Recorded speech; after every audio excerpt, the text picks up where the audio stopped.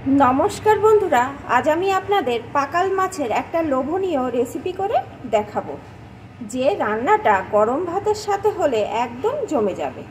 तार जन्य एखाने आमी कयेकटा देशी ज्यान्त पाकाल माछ भालो करे केटे धुए परिष्कार करे नियेछि। एई माछ आपनारा जेभावेई रान्ना करेन ना केन खूबई स्वास्थ्यकर एकटा रेसिपि तैरी हय। आज आमी एई माछटा एकटु भुना करे देखाबो। तार जन्य एखाने आमी माछगुलोर भितरे प्रथमेई दिए देब एकटु लवण,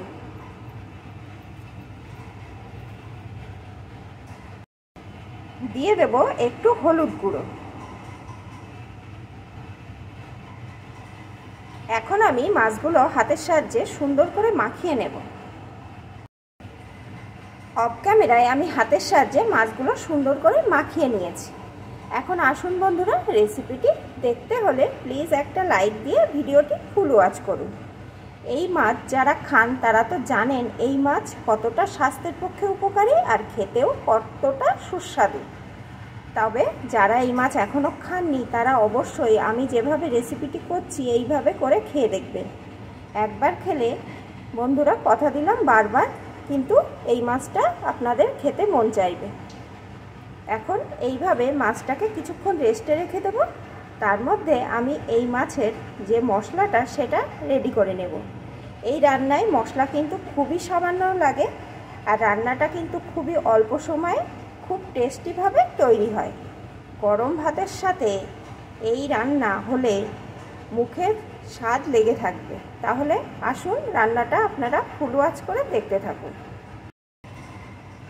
মশলাটা তৈরি করার জন্য এখানে আমি একটা মিক্সিং জারের ভিতরে একটা ছোট পেঁয়াজ টুকরো করে কেটে দিয়ে দিয়েছি। এই মিক্সিং জারে আমি আগে একটু আদা জিরে পেস্ট করে নিয়েছিলাম, তাই লেগে আছে। কোনো রকম অসুবিধা নেই, কারণ এই রান্নায় আমার কিন্তু একটু জিরে আদা বাটা লাগবে, তাই এই মিক্সিং জারেই আমি মশলাটা করে নিচ্ছি। এখন এই পেঁয়াজের ভিতরে দিয়ে দেবো একটা টমেটো, দিয়ে দেবো কয়েকটা কাঁচা লঙ্কা। এখন এই মশলাটা সুন্দর করে আমি পেস্ট করে নেব। সব কিছু এখানে আমার পেস্ট করে নেওয়া হয়ে গেছে। এখন আসুন রান্নাটা শুরু করে নেওয়া যাক। রান্নাটা করার জন্য এখানে আমি কড়াই পরিমাণ মতো সর্ষের তেল বসিয়ে দিয়েছি। তেলটাকে গরম করে নিয়ে এখন আমি লবণ হলুদ মাখানো মাছগুলোকে এর ভিতরে দিয়ে দেবো।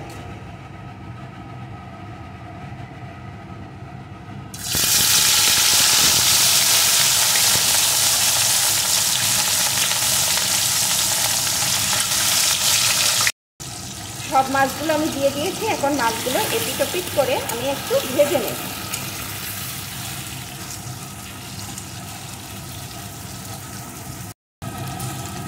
মাছগুলো আমি এপিট ওপিট করে ভেজে নিয়েছি। এখন মাছগুলো আমি একটা পাত্রে তুলে নেব। ভাজা মাছগুলো আমি তুলে নিয়েছি। এখন এই তেলের ভিতরে দিয়ে দেব কিছুটা কালো জিরে, একটু ভেজে নেব।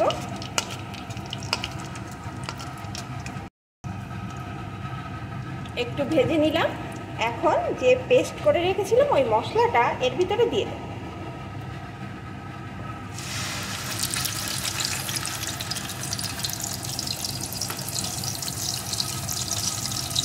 মশলাটা বেশ কিছুক্ষণ আমি কষিয়ে নেব, যতক্ষণ না পেঁয়াজ আর টমেটোর কাঁচা গন্ধটা দূর হয়ে যায়। বেশ কিছুক্ষণ ধরে আমি মশলাটা কিন্তু কষিয়ে নিয়েছি। এখন এর ভিতরে আমি দিয়ে দেবো 1 টেবিল চামচ মতো জিরে আদা বাটার পেস্ট। খুব সামান্যই এই রান্নায় ব্যবহার করতে হবে। দিয়ে দেব একটু লঙ্কা গুঁড়ো, ঝালের পরিমাণটা আপনারা আপনাদের স্বাদ অনুযায়ী দিয়ে নেবেন।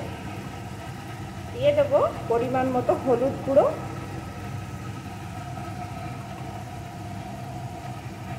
আর দেব স্বাদ অনুযায়ী লবণ। আবারও আমি মশলাটা বেশ কিছুক্ষণ ধরে কষিয়ে নেব। আরও কিছুক্ষণ আমি মশলাটা সুন্দর করে কষিয়ে দিয়েছি। দেখুন বন্ধুরা, মশলার উপর দিয়ে তেল উঠে এসছে। এখন এর ভিতরে আমি ভেজে রাখা মাছগুলোকে দিয়ে দেব। এই মাছগুলো কিন্তু একটু শক্ত জাতীয় মাছ, এই মাছ কিন্তু খুব সহজে ভেঙে যায় না, তাই এখন মশলার সাথে মাছগুলোকে আমি সুন্দর করে কষিয়ে নেব।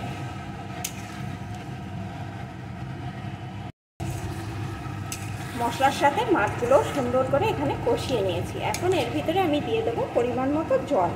এই রান্নাটা কিন্তু খুব বেশি ঝোল হবে না, সেই বুঝে এখানে জলটা দিতে হবে।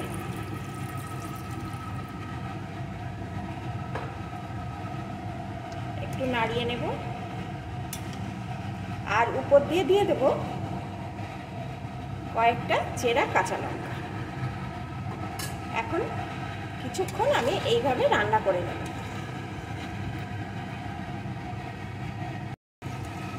কিছুক্ষণ আমি রান্না করে নিয়েছি, এখন কিন্তু রান্নাটা আমার একদম রেডি। দেখুন বন্ধুরা, দেখতে কতটা লোভনীয় হয়েছে, আর এর স্বাদ একবার খেলে একদম মুখে লেগে থাকবে। আর এই মাছ যারা খান তারা তো জানেন, যারা খান না অবশ্যই এইভাবে কিনে আমার মতন করে রান্না করে খেয়ে দেখবেন। একবার খেলে বারবার খাবেন, কথা দিলাম বন্ধুরা। তাহলে আমার এই রেসিপিটি আপনাদের কেমন লাগলো প্লিজ কমেন্ট করে জানাবেন, ভালো লাগলে একটা লাইক দিয়ে দেবেন। এখন এটা আমার রেডি, আমি নামিয়ে নেব।